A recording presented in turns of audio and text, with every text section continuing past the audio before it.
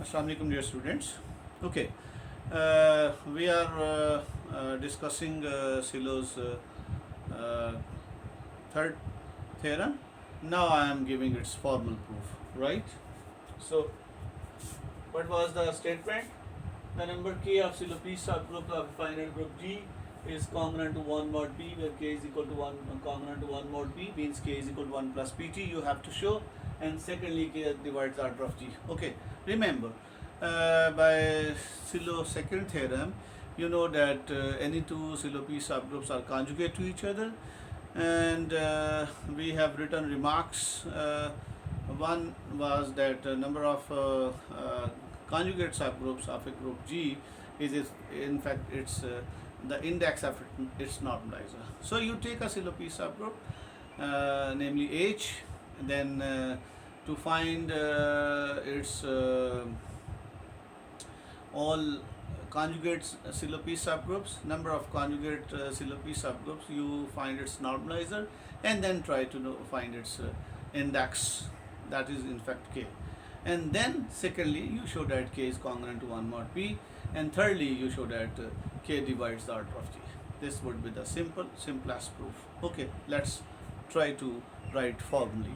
Okay, so let H be a Sylow P subgroup of a group G.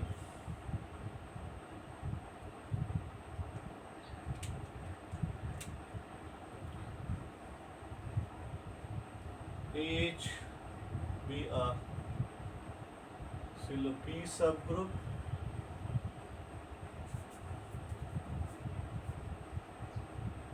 of a group G,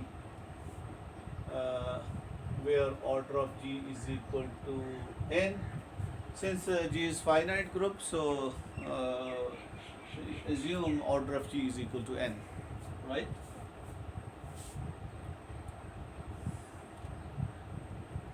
Okay, by Sylow's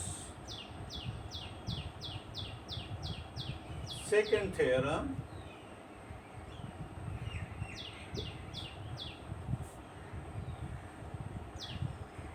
any two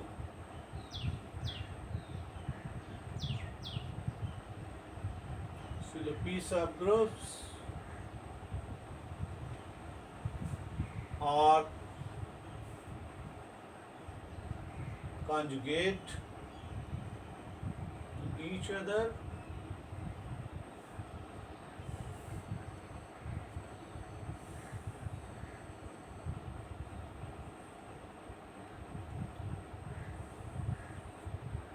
thus to count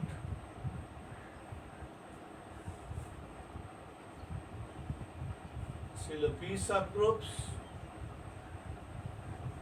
in G, we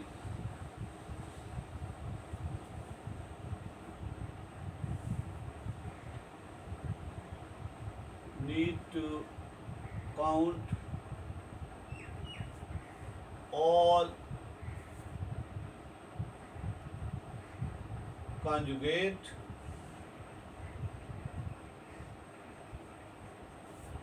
subgroups of G, all conjugate subgroups of H in G.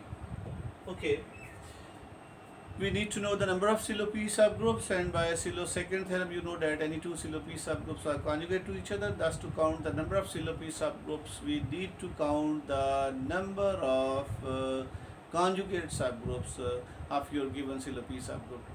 That was H. Okay, so we need to know all those subgroups of G which are conjugate to H, right? So that is, we need to find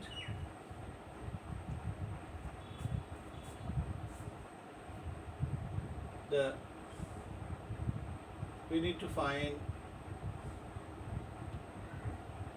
index of normalizer of H in G, which was n, say that is index of n in G. Okay, now this is your idea. By Sylow's second theorem, you know that all Sylow P subgroups must be of the type AI H AI inverse, which are conjugate to H in fact. And you know how many of these? By second remark that I have explained in the statement in my last lecture, that this is in fact the index of normalizer G. So what is the idea? You find a Sylow P subgroup, then find its normalizer, and then find the index of the normalizer. The index of the normalizer is in fact the number of Sylow P subgroups in G. Okay, so assume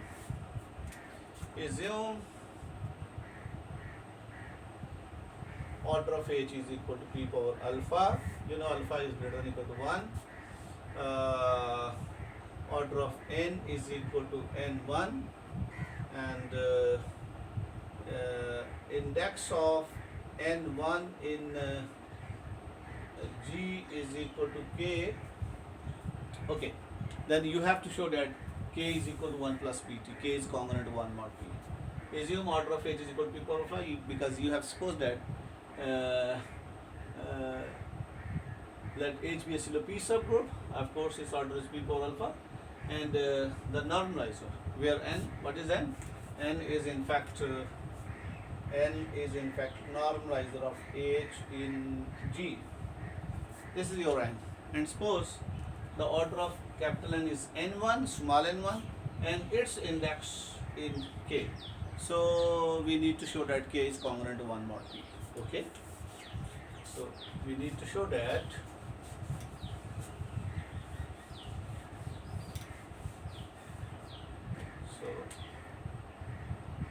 we need to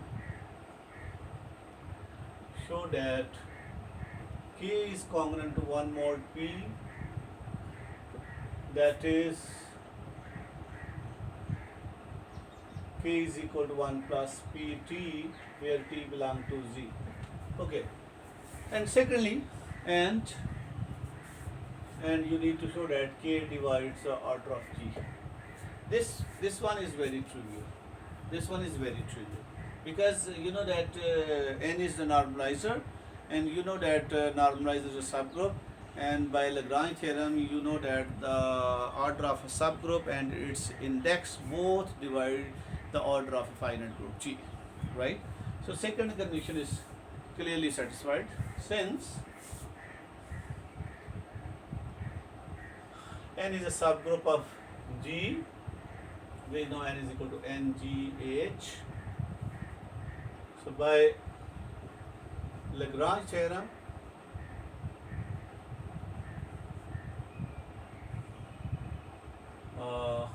index of N in G divides the order of G. So this implies K divide N. This thing is very much clear by Lagrange theorem. The index of a subgroup always divide the order of that finite group. Since in normalizer is a subgroup, so its index, you have supposed that it is K, so K is a divisor of N. This thing is proved now. Now, secondly, you need to show that K is congruent to 1 plus Pt. So for this again, we consider the double coset decomposition of G modulo NH. If you have no idea of double coset decomposition, then please try to listen my last 3 lectures. Okay, so in last 3 lectures we have discussed in detail the double coset decomposition, and I have used double coset decomposition in the proof of Sylow's second theorem and in few of some consequences as well, right? So let's see again.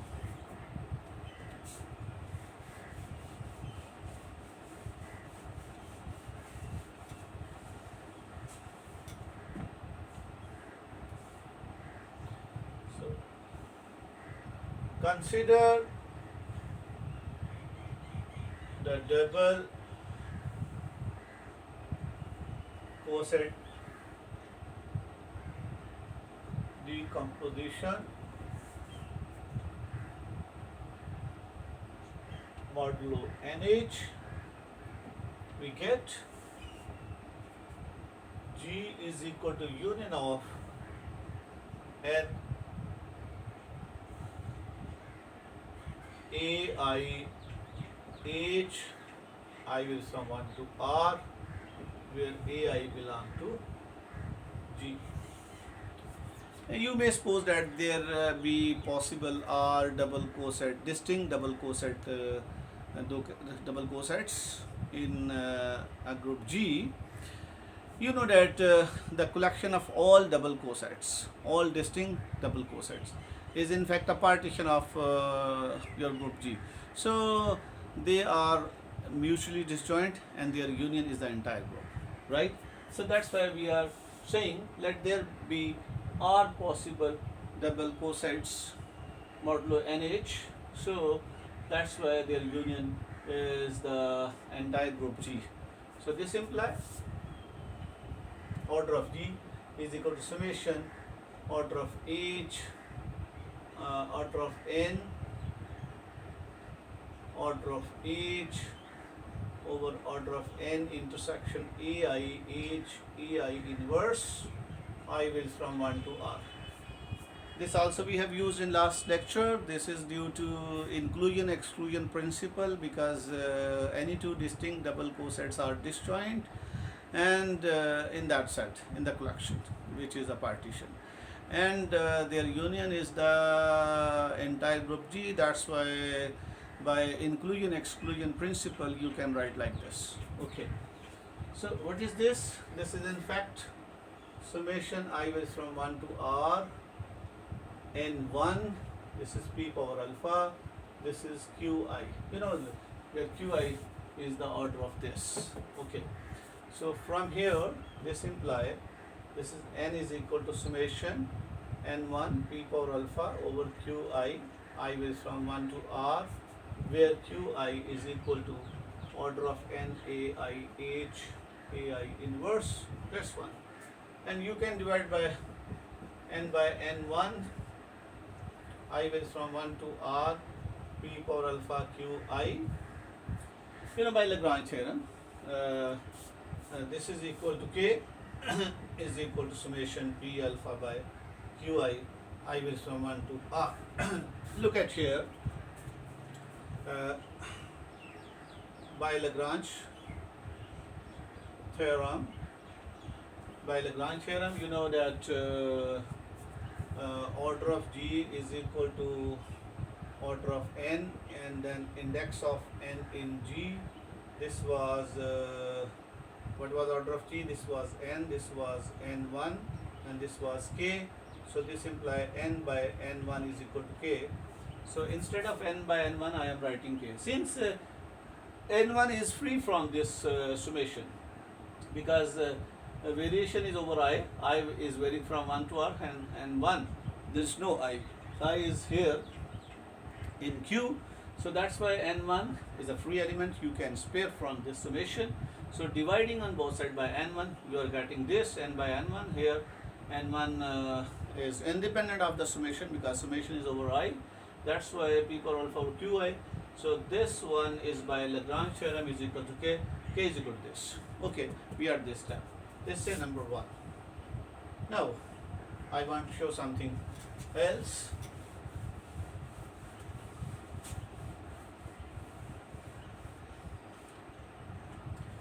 Note that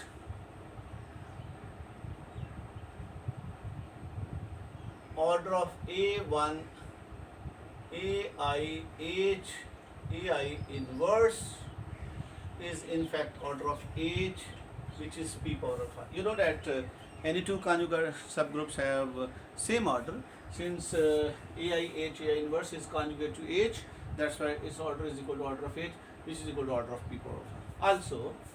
Also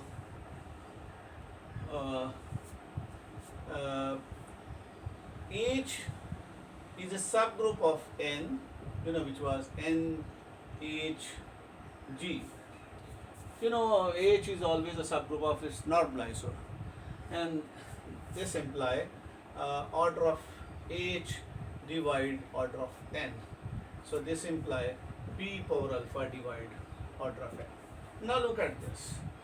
P power alpha is dividing order of n, and p power alpha is also the order of this group. That's why from here you can say that p power alpha is dividing order of n intersection ai h ai inverse. Okay, from here you see that its order is p power alpha. So also p power alpha dividing n, and also you know that h is a Sylow P subgroup. So h is the only Sylow P subgroup of its in its normalizer. That's why its normalizer must be h1, which is order of p power alpha. So from here the order of this group is also p power alpha. This implies that n intersection ai h ai inverse, of course, is a p group. Is a p group. I'm sure that this is a p group because this one is the intersection. Its order is p power alpha, and its order is divisible by p. So that's why it's a p group, right? At least this intersection is a p group. Okay. So now look at this qi. This was in fact the qi.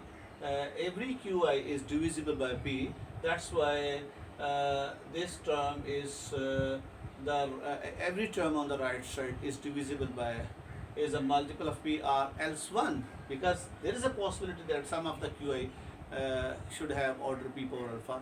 So corresponding to that you could have 1. Okay. For example, one thing is this is the p group. So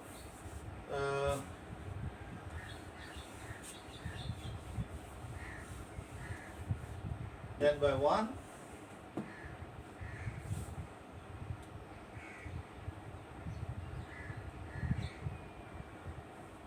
hence each term on right hand side of 1 is a multiple of p or 1. Is the multiple of p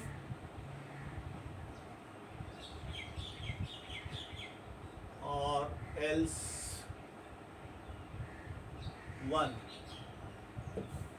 Okay, we have shown that qi are in fact orders of p groups.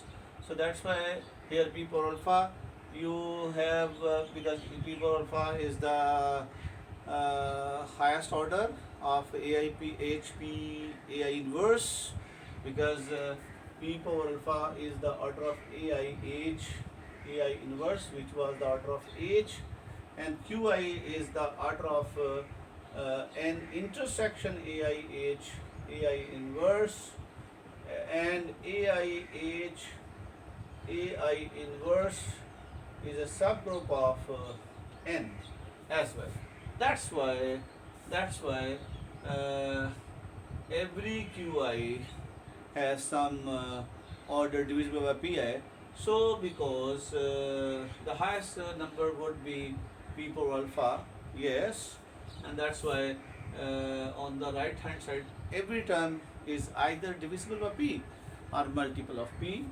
So for this understanding you can see my last lecture as well. Okay, last 2 lectures.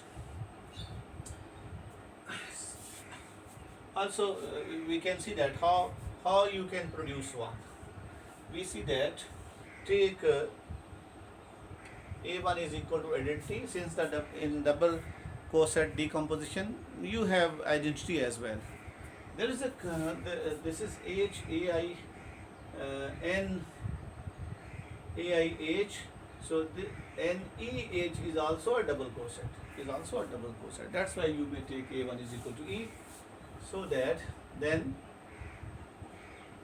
NA1H in fact NH is equal to NH, and which is equal to N, since H is a subgroup of n, so H is a subset of n. You know, you can prove this. If H is a subset of n, then NH is equal to n. This is very easy to show. Look, let H is a subset of n, then for any H belong to H which is subset of n, imply H belong to n. So this imply NH belong to n. For n belong to n, this imply NH is a subset of n, because this is an element of NH is an element of capital NH. Also n can be written as NE. This belong to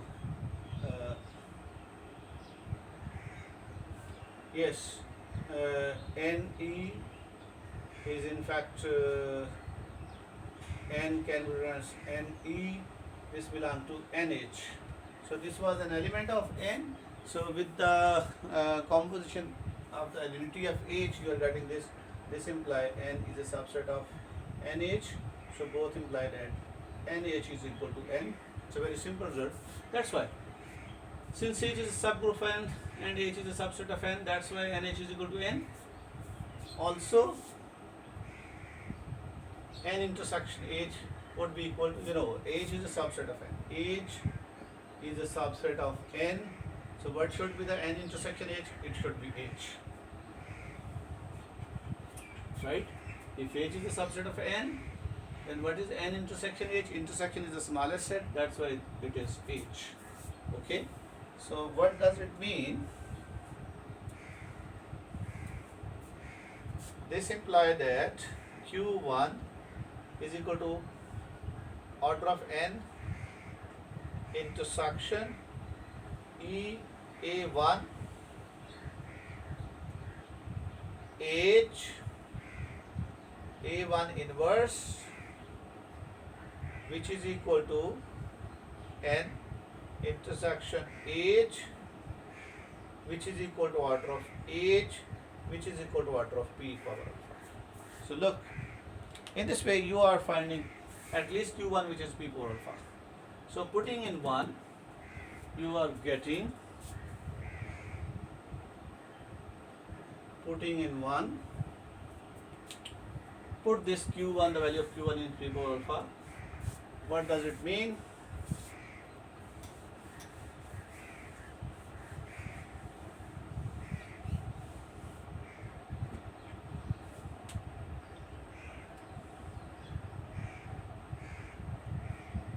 So K is equal to P power alpha by Q1 plus summation P power alpha by Qi.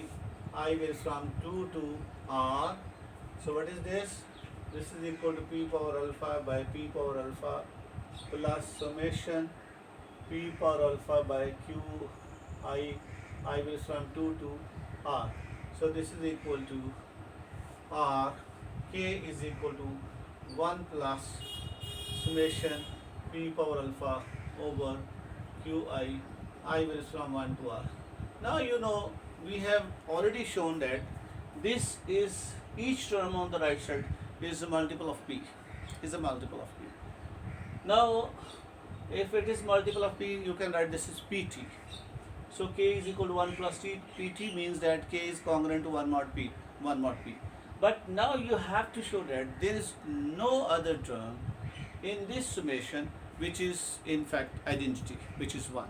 This must be needed to show, to prove this result, that there does not exist any other term in this summation which is 1 as well. So on contrary, you can assume that there is a term which is also identity for some j. Then you shall have to show a contradiction, right? Okay.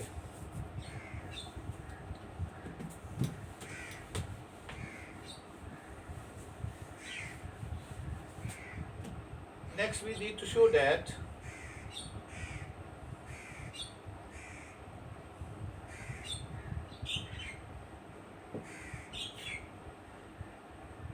there does not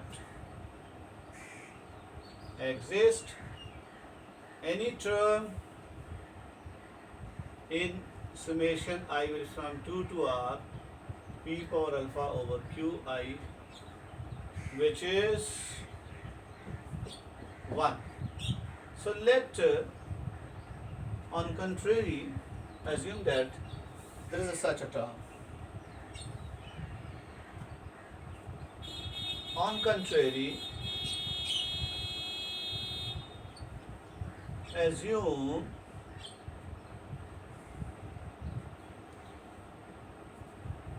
for some j greater than 1. Yes, we are saying that aj other than j greater than 1. But if you show that j is equal to 1, then you have a contradiction. So this supposition would be wrong. Okay. For some j, please note this. We are taking j greater than 1. For some j greater than 1, p power alpha over qj is equal to 1. Right? We are assuming that from this summation you have some p power alpha over qj for some j greater than 1. Answer is equal to 1. So what does it mean? That is, you are assuming that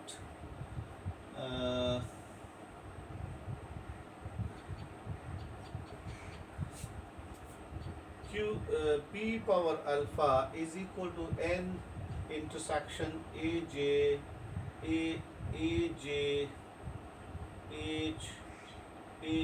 inverse. Yes, this is the order of qj. This is the order of qj, and you have supposed that qj is equal to p power alpha. That's why you are getting 1. So we are assuming that its order is p power alpha. Okay, right.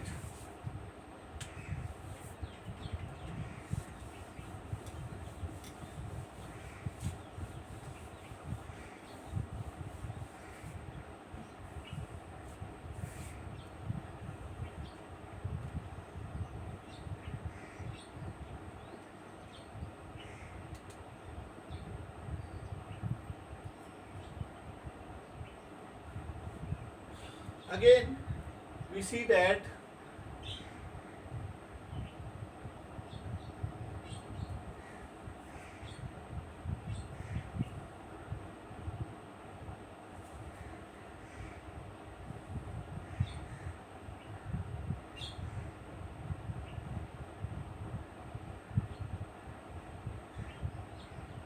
order of p power alpha, which is equal to n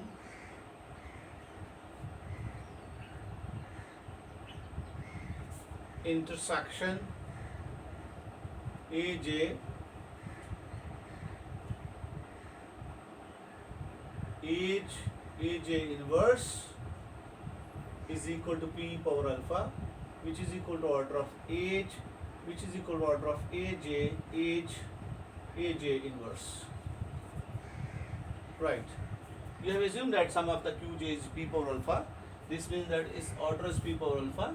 So its order is p power alpha, which is equal to order of aj in fact, and you know that its order is aj inverse. Also, this one is a subset of this, because this intersection is a subset of this one and this one also, but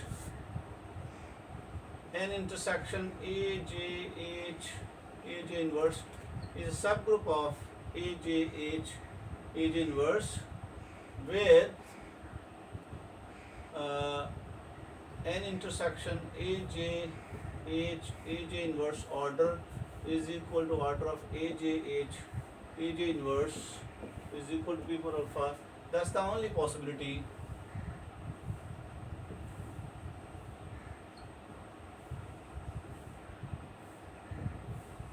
Is n intersection aj inverse is equal to aj inverse. Okay, I am using the same logic as I have given in the proof of Sylow second theorem. I can elaborate again. You know, if A is a subset of B and order of A is equal to order of B, so this implies you have only one choice, that A is equal to B. If A is a subset of B and order of A is equal to order of B, then you have only one choice, that A is equal to B. Here you see that this one is a subset of this being a subgroup and their order are same. That's why you have this set is in fact is equal to this set, because both have the same order.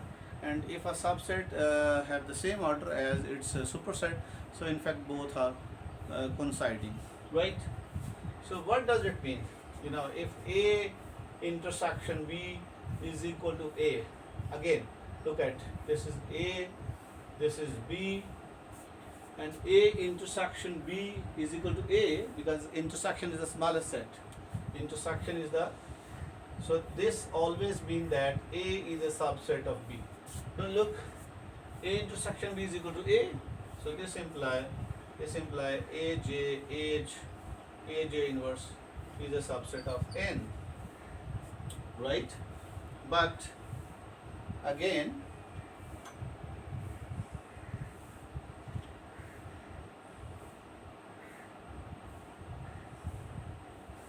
okay, also you know that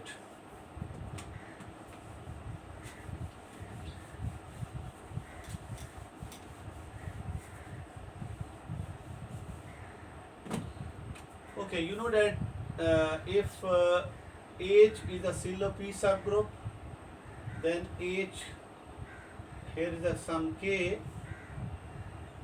If H is a Sylow P subgroup in G, then H must also be a Sylow P subgroup in every group which is sequencing between H and G. I mean to say that if H is a Sylow P subgroup in G, then H must be a Sylow P subgroup in K as well, where K is a subgroup of G and contains H, right? Now, so since AJ inverse, you know that it's a Sylow P subgroup because it's conjugate to H, and by Sylow's second theorem, every conjugate Sylow P subgroups are conjugate to each other. Since this one is conjugate to H, and so it's a Sylow P subgroup, and that's why this is also Sylow P subgroup in N as well. Now, since AJ inverse is a Sylow P subgroup,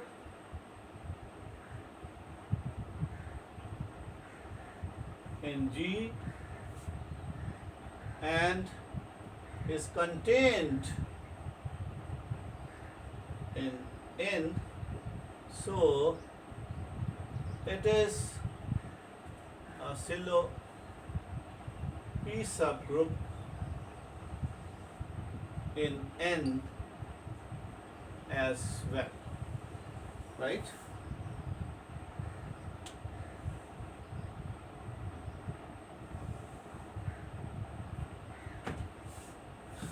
And you know that H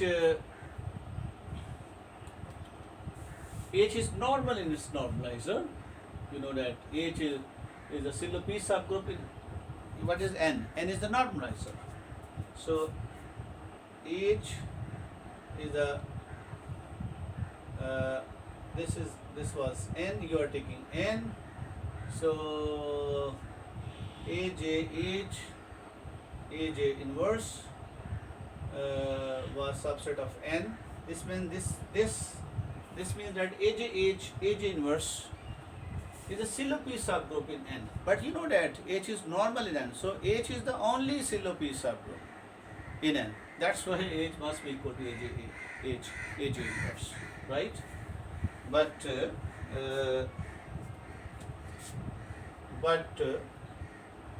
H is normal in its normalizer, which was, you know, in GH,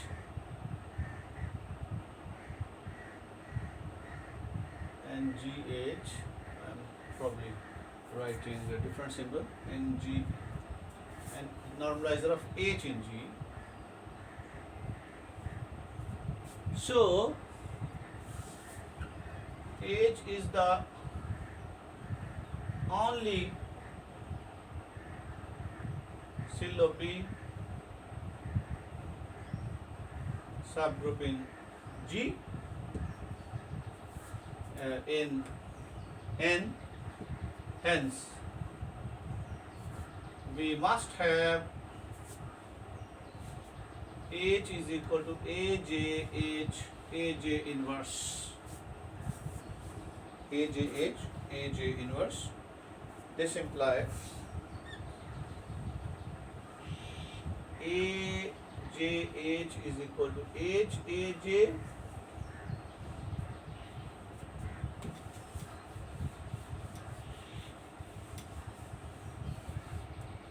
and this implies that AJ belong to H.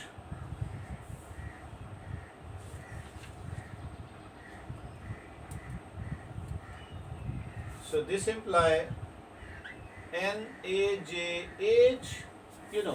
if AJ belong to H, then AJH is equal to, by using this, let's say number equation 2, okay, this is equal to NH, since AJ belong to H, R by 2,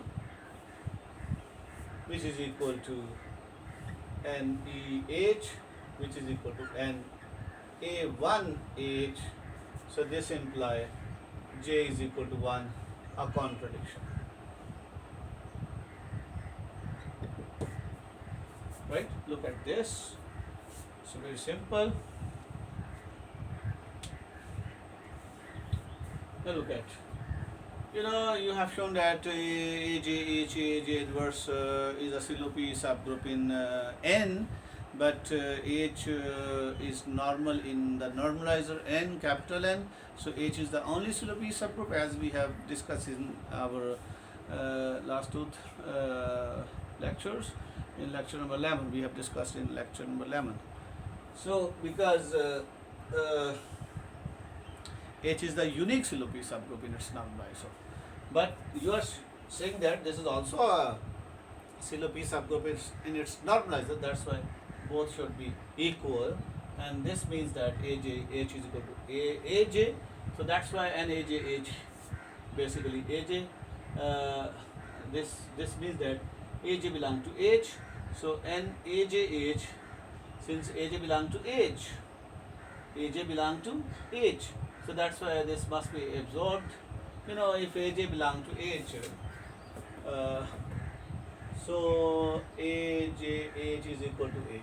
This is in fact the condition. You are not using 2 here. If AJ belong to H, then AJH is equal to H, right? So AJH is equal to H, which is NH, which is NEH, which is NAA1H. So you see that J is equal to 1. A contradiction, because you have supposed that J was greater than 1.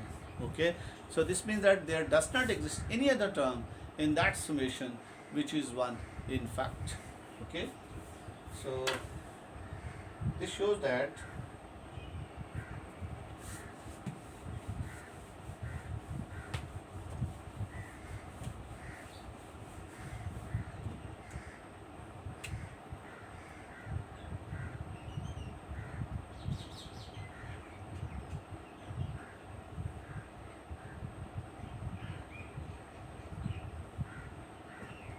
any term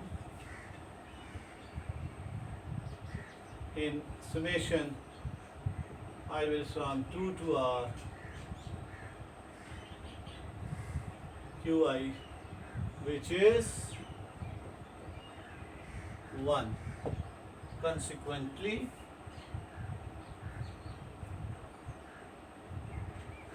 except the